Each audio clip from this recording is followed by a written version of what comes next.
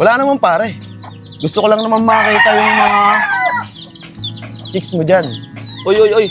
Ibang chicks yata yung tinutukoy mo ah. Lakas talaga ng pang-amoy mo ah. Ibahin mo yun. Girlfriend ng kapatid ko yun. Kuya, dyan na muna kayo. Pasok na ako sa trabaho. Isang linggo nga pala akong mawawala. Kayo na munang bahala sa asawa kong si Angel ah. Oo naman tol. Si kuya ang bahala sa asawa mo. Paano? Mag-iingat ka. Paano kuya? Dito na ako. Ano ba yan? Si Kuya na daw ang bahala sa asawa niya. Ano? Nagulat ka ba? Hapon na, natutulog ka pa? Habang yung kapatid ko nagtatrabaho, ikaw patulog-tulog lang dito? Ang swerte mo naman. Pupunta-punta ka dito, wala ka din palang pera, eh di dagdag ka lang din sa palamunin. Dapat dyan, palayasin. Tama na yan. Huwag niyo naman pagkaisaan si Angel. Okay lang yan, Angel. Andito naman si kuya eh.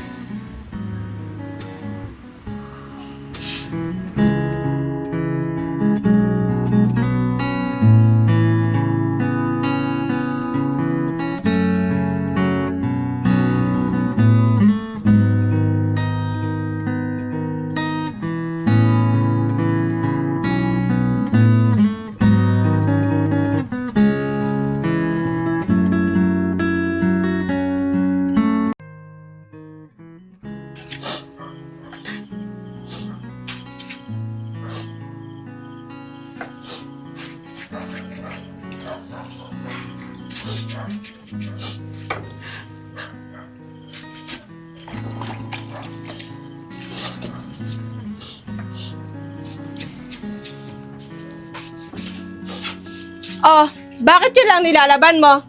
Eto pa, saong na lahat ng damit namin. Ayusin mo ang paglalaba ha. Dapat malinis yan.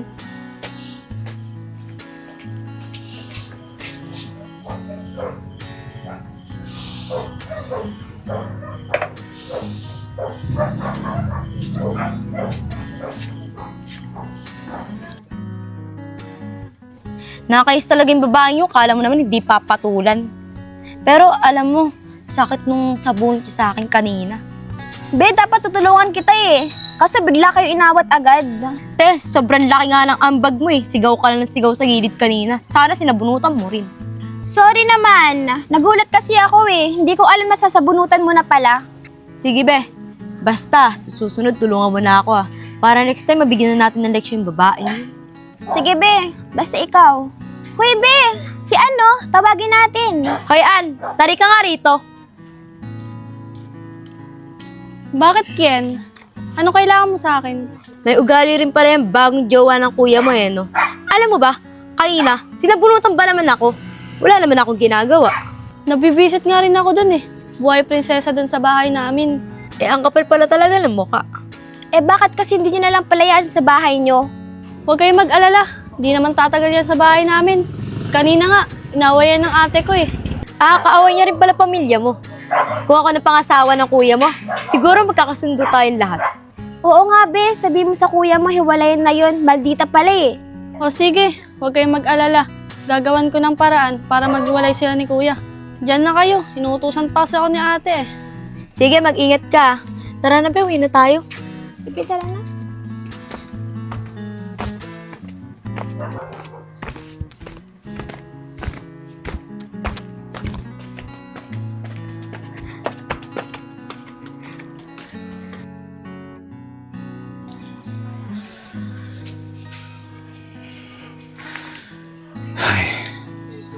Sakto na siguro to. Pambili ng mga vitamins ng mga manok ko.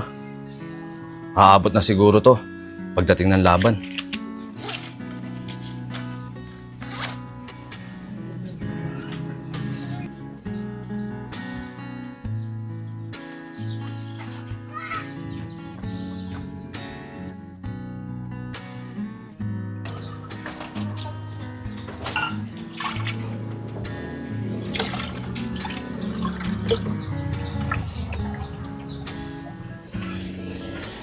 Angel, kuha lang ako ng baso.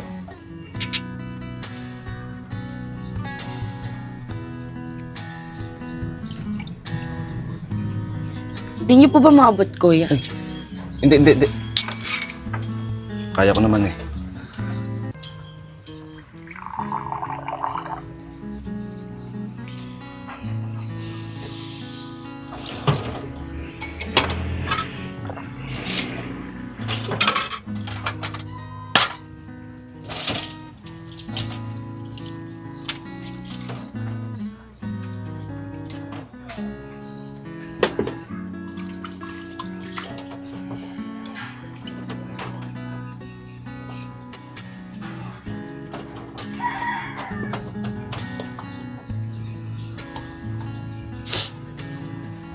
Angel, may nakapagsabi na ba sa'yo na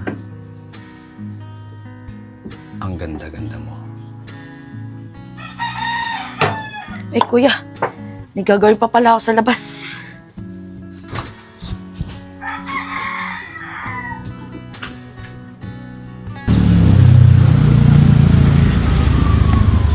Ay, nakalimutan ko mangingi ng baon kay kuya.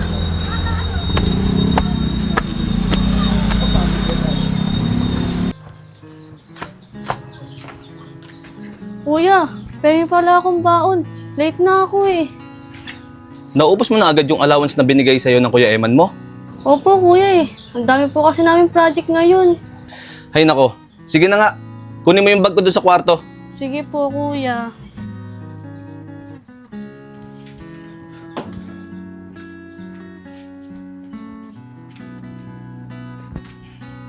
Ito po, kuya.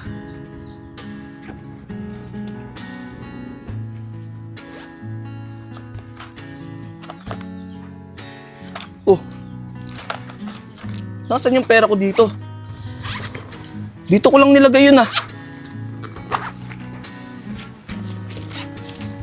Hindi ako pwede magkamali. Dito yun, dito. Kalalagay ko lang kanina.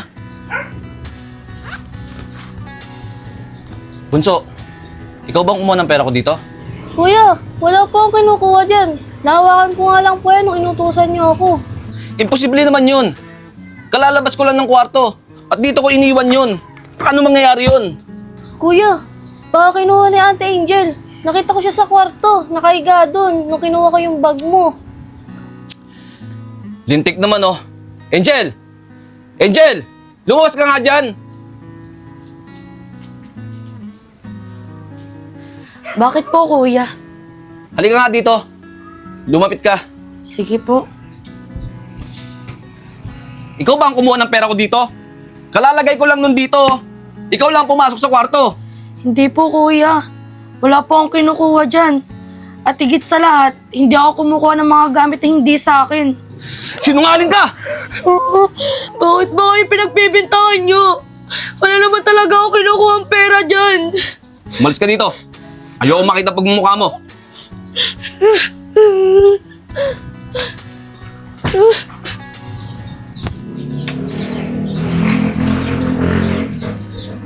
Oh, Ann, ngayon ka lang papasok. Late ka na. Oo nga ate, sige diyan ka na.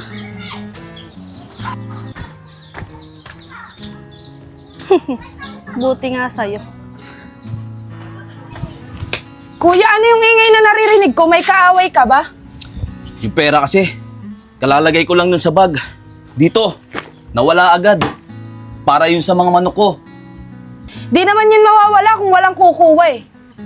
Malamang, may kumuha nun. Hindi ko nga lang alam kung sino. Saan ba kasi nakalagay yan? Baka naman kasi pakalat-kalat yan. Eh di dun sa kwarto, dun ko lang naman nilalagay ito eh. Kung sino ang nasa loob ng kwarto, malamang siya ang kumuha. Eh sino ba kasing nandun? Si Angel lang ang nandun kanina eh. Kaya yun, sinampal ko. Tinuruan ko ng leksyon. Yan na nga bang sinasabi ko eh. Kumuha na nga lang kayo ng palamunin, malikot pa ang kamay. Bakit di nyo na lang palayasin yan, kuya? Hayaan mo. Ako nang bahala dun. Sige, kuya. Basta ikaw ang bahala. Sinasabi ko sa'yo, pabigat yan. Kuya, may kanin ba kayo? Tignan mo na lang dyan. Si Angel ang huling kumain eh.